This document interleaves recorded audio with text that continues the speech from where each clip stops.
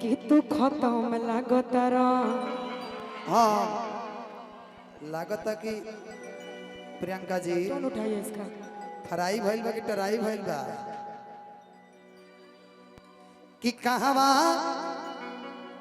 के झुमका झूलनी अरे कहाँ बा दुकान कहवा के टिकुली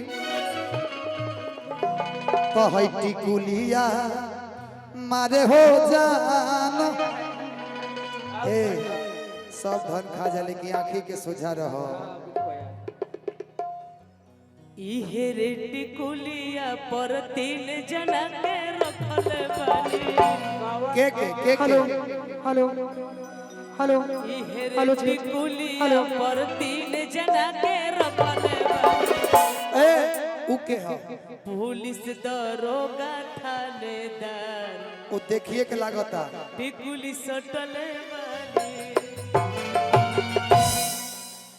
भाई मत पड़िए ऐसा लोग के फेरा में 3 जना के रखले बड़ी आवले समय 5 जना के रखी ना कि हमारा पशु नहीं रहो इयरऊ कि तू झूठे शौक करेला।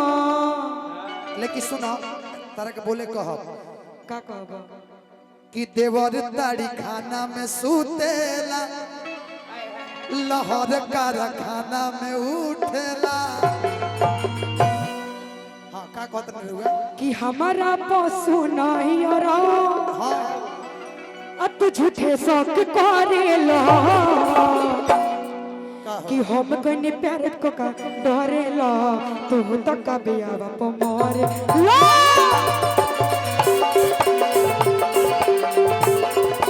हम कने प्यार को का डरेला तू तो का बियावा प मारेला।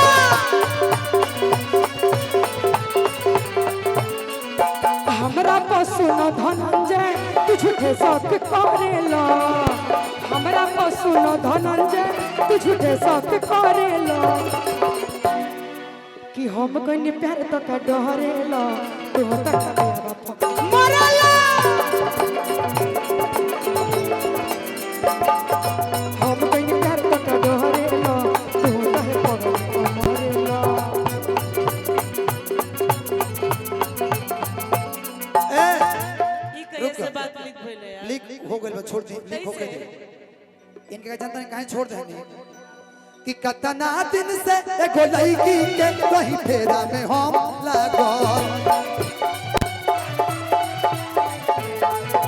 ए रुक जा भैया तू फेरा में रहिए लेकिन सुना रुक जा पहले हां बोली बोली प्रियंका से सोचली कि 2022 में आई लव यू बोल दे ना बोल ली 2023 में बोलनी आई लव यू बोल दे ना बोल ली 24 में सोचनी बोल दे ना बोल ली अब 25 छड़े वाला बा नए साल में ना बोलबू तो जनता नहीं ई का कहली 24 में कि सोचते रही आई लव यू कह सोचते रही आई लव यू कह तले दोसर ले भागल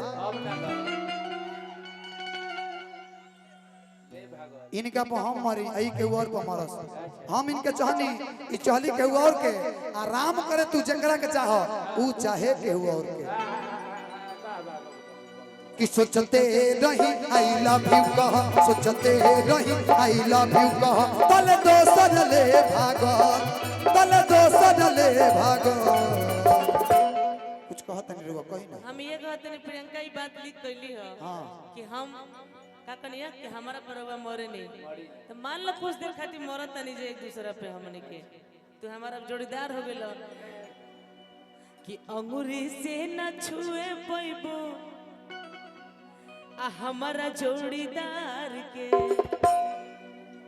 कोडवा स्किलवा चेंज जैसी कर दीजिए ना दिक्कत हो रहा है बार कह दिसी हां कंफर्टेबल हो जाता सबको जी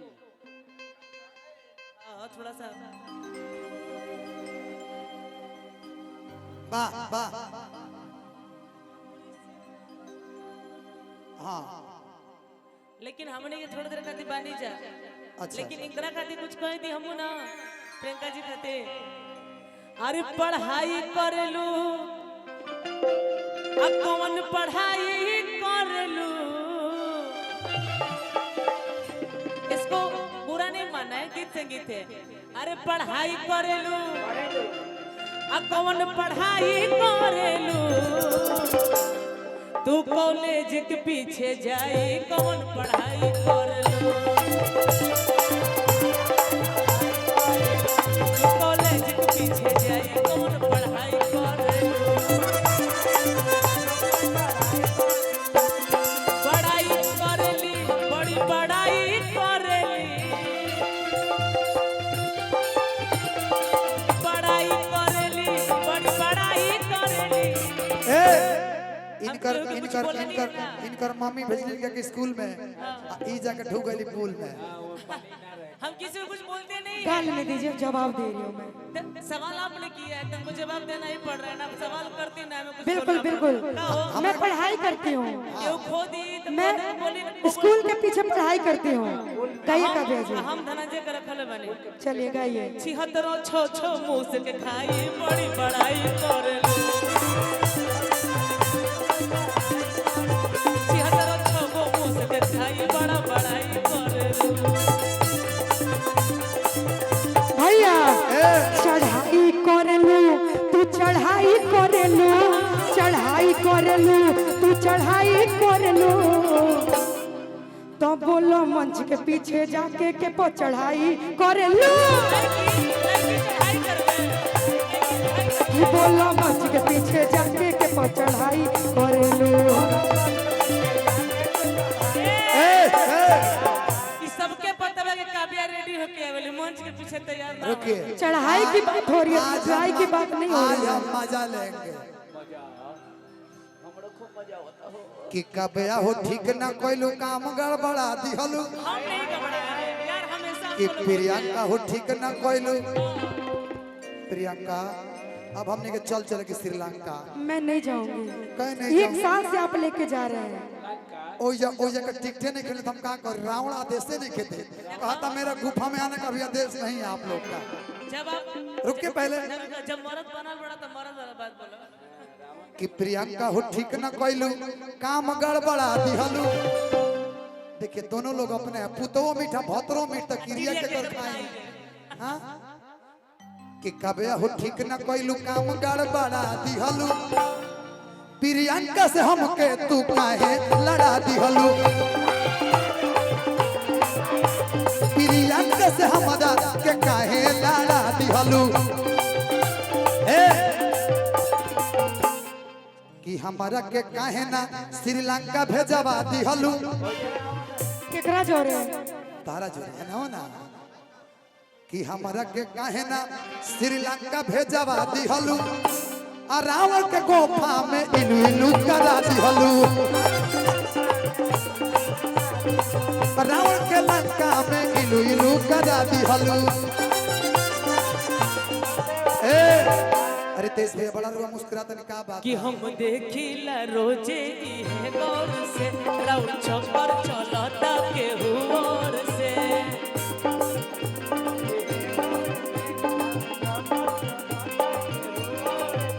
रोज करते हैं क्या सब मुझे है पता रोज करते हैं क्या सब मुझे है पता आप ही बोलिए क्या ये बात सही है तुमसा कोई प्यारा कोई मासूम नहीं है। तुमसा कोई प्यारा कोई मासूम नहीं है। बापू बाप ये नुमा रुक जा इनका पर हम तई खिसियाई हैं ना ना ना ना इनका पर जाए तई तू खिसियाई बोला केकरा पर हबो हम दोनों जना पर हम ना भाई टू इन वन आज हम टीओ 10 खेलब आ 20 खेलब दोनों जाता रे तो जोरे धनंजय छोड़ के आ तोरे चलते फेंकब मोबाइल फोड़ के फोड़ दो किया बाबा के बगिया में अरे कबना के भगिया जगवलू एक बेया भैया बोला, किया बोला। बाबा के बगिया में कबना के भगी जगवलू एक बेया बाबा के बगिया में कबना के भगिया जगवलू एक बेया कहावा में ओढ़नी बिछवलू तू दगिया लगवलू एक बेया हवा में ओढ़नी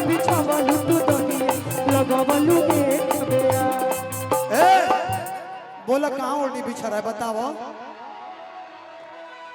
ओढ़नी हमारे के जगह बिछेला हाँ हमार जे अपन दिल के करीब थोड़ा बनी- सा चल जा पीछे। जे हमार दिल के करीब बा जे ओढ़नी बिछेला बाकी कहीं और जगह ना बिछेला ई हमरा पता ना बताओ तोड़नी कहीं और बिछाओ तारू ना ना। गिर गइल ओढ़नी गन्ना के खेत में गिर गइल ओढ़नी गन्ना के खेत में ए राजा सुन लो तोहरा के चुम्मा देत में चुम्मा देत में ए राजा सुन लो तोहरा के चुम्मा देत में गिर गइल ओढ़नी गिर गइल ओढ़नी गन्ना के खेत में वाह वाह घूंघट में मुखड़ा छुपा के चली चोरी चोरी चोरी चले खेत में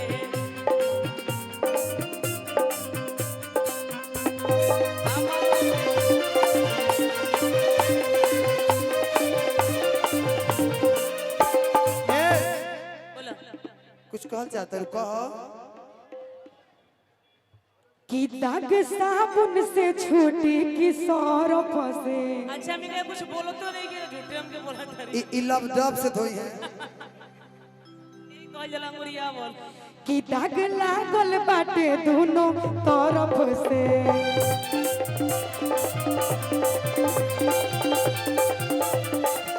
ये धनंजय जी खोदत रहा सुनी कि दाग साबुन से छूटी कि सरफ से दाग लागल बा दोनों तरफ से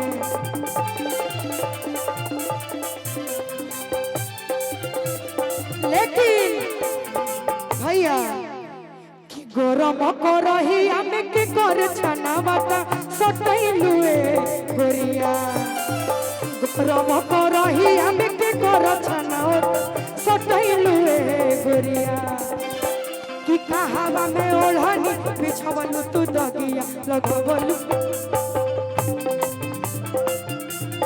बिछवल तू दगिया लगवल ए गोरिया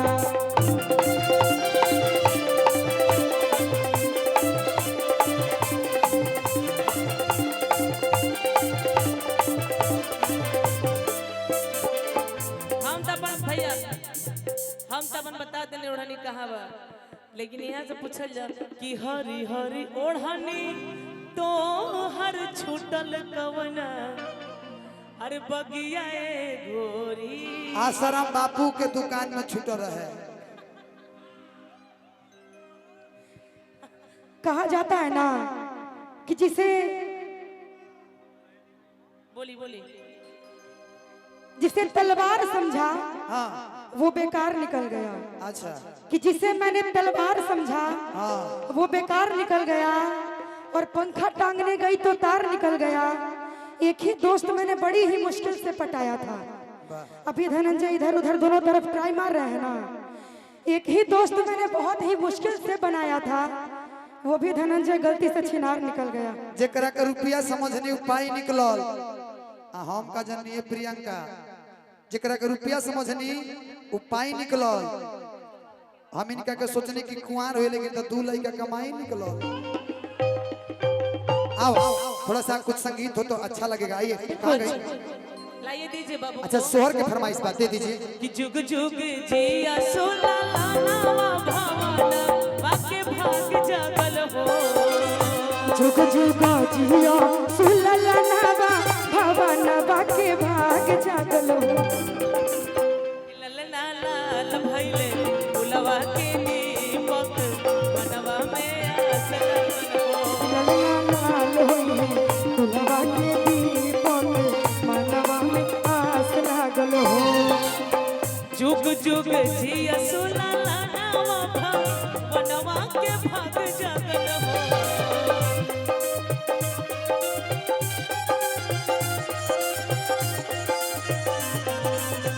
जुग जुग जिया सोला लानावा भावनवा के भाग जागल हो ललना लाल भइले बुलवा के दीपक मनवा में आस लगल हो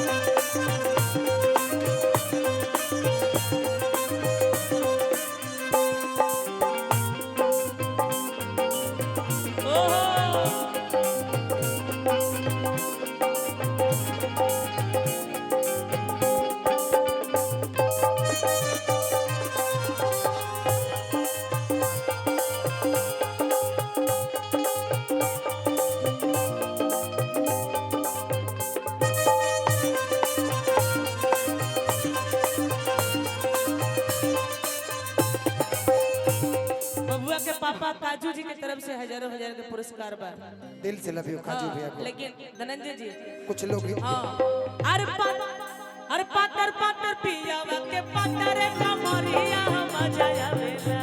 पत्थर पत्थर पियावा के पत्थर कमरिया मजा आवेला।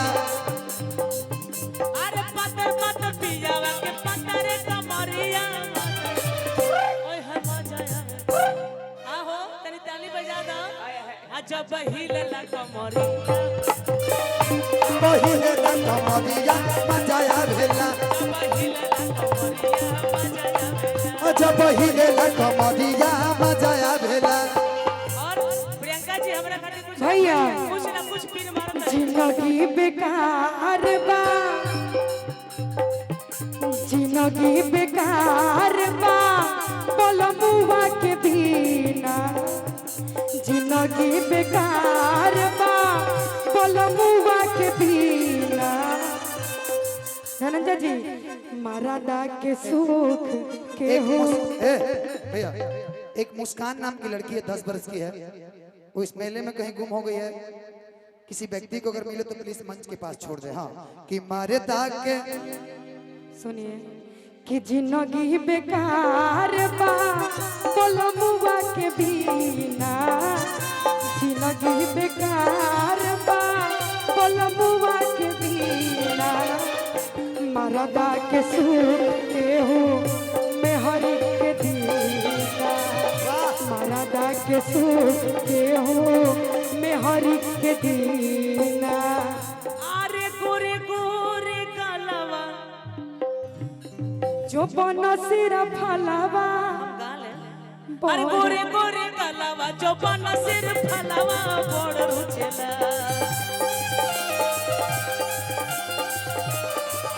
अरे गोरे गोरे गलवा जो बनसिर फलवा बड़ रुन झुन छाए गलवा बड़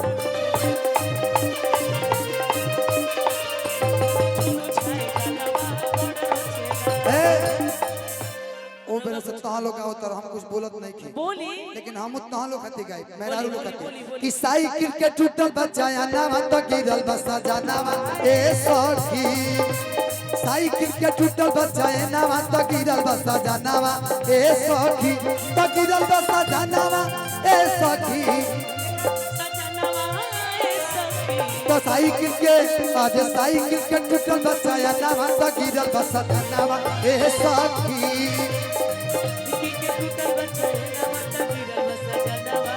भैया औरत बड़ा प्यार से गावे लोग की अरे ससुरा में रहती तो झाड़ के उठाई थी।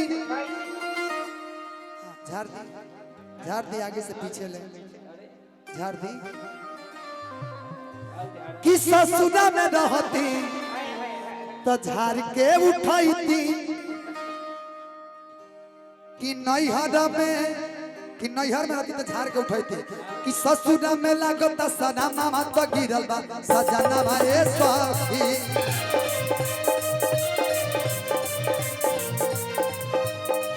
भैया भैया एगो हम गाना उठे तो ले अपना बीच बीच में फाटा फटी चालू कर दे हलो। के काव्या जी आ प्रियंका जी तनी फाटा ने फटी होता है यार। अब हमारा गाना का रोल जवाब दे हम गाओ तनी हमार दे दी। बोली ऐसा कुछ नहीं है।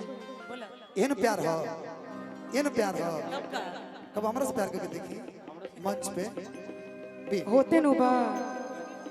हाँ आप गा लेंगे उस पे, उसके बाद सी आ जाइएगा। हमारा प्रॉब्लम है ना, समझिए ना। टीका जी रिकॉर्ड दीजिए भैया फटाक से। हाँ हाँ ठीक है।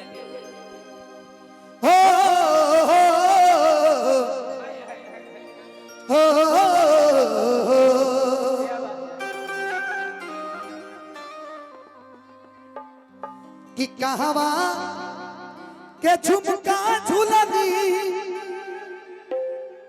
कहाँ पर दुकान कहवा के टिकुली।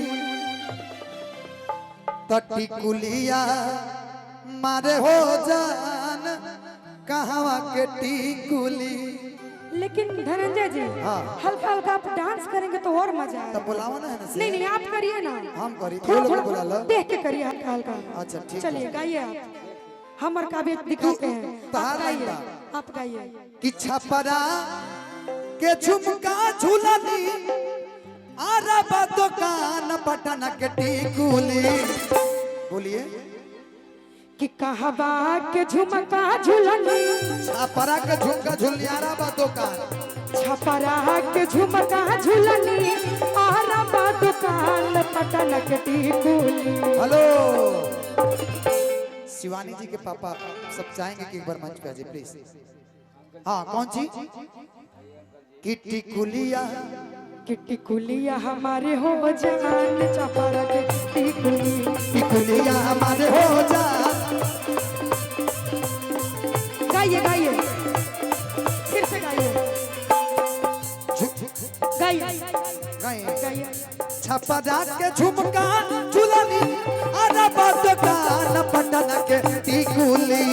छपरा के झुमका झुलनी अरब दुकान पटन के। देखिएगा टिकुलिया हमारे हो जान पटन के टिकुली।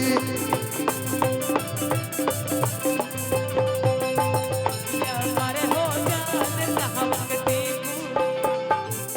एगो गीत हमार आइल बा कौन हो पियरी ले बनावे ले बड़ी बड़ी सखी रखले बड़े मोछ कड़ी कड़ी।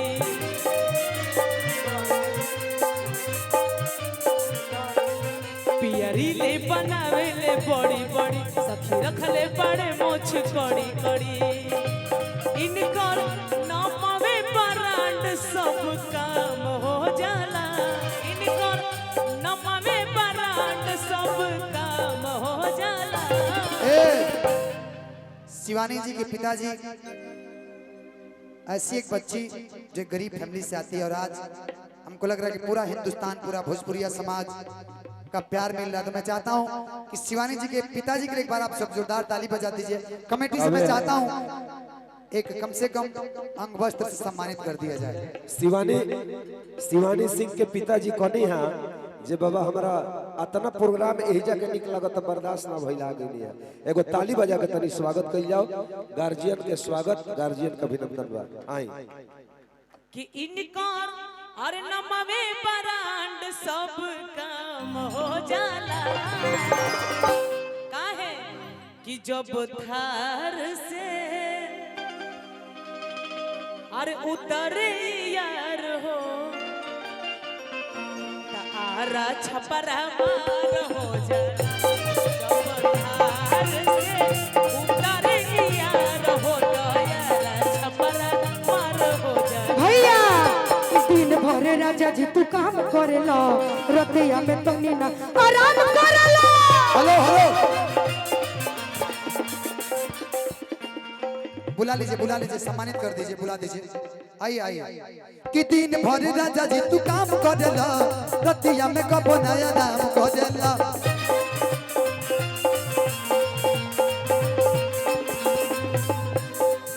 कि रुपया कमा के बोला कावना बैंक में धरब ए रजऊ। रुपया कमा के बोला कावना बैंक में तू धरब ए रजऊ। कि खइब पियब मुटइब तबे न कुछ कइब ए रजऊ।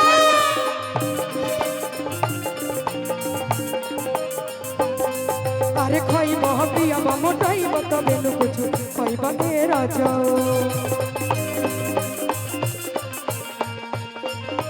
लेकिन यहाँ पे धनंजय जी का रहन बिगड़ गया है। पूरा रहन इनका बिगड़ गया है। का हो इनका इसलिए बिगड़ा है कि पिया बा के है बिगड़ल पारहनिया खोज नहे की कनिया।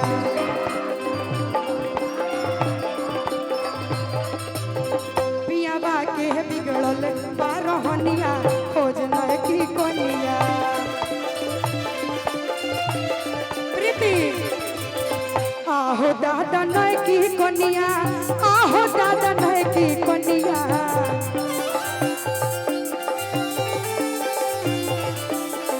आहो दादा नय की कनिया आहो दादा नय की कनिया। प्रीति छैलस जावानी में डढ़निया खोज नय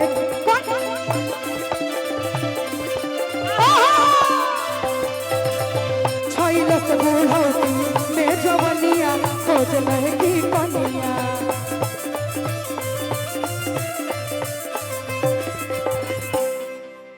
बाबा जो चाचा का फरमाइश वही हम लोग गाएंगे।